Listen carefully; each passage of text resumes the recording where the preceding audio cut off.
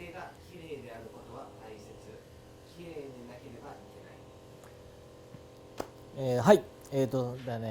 継ぎ手をですね、今度作る時にね、最も注意しなければならないことがあります。それはですね、見た目よりもですね、やっぱ機能っていう話になってきます。結局ですね、この継ぎ手はですね、構造体をしっかり、強度を持たせてですね、倒れないように作る必要がありますんで、もう確実にその機能を果たさないとダメなんですね。で、例えばですね、こう合体させて、はい、合体させて見た目ね、見た目こう綺麗にね、収まってたら間違いなく機能しているか。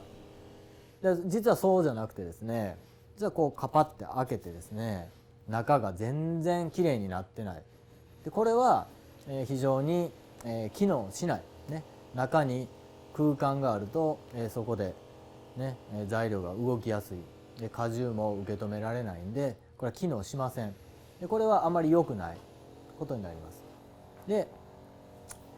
実際にはですね、しっかりね、このようにきれいに加工されたものがそれぞれ組み合わさって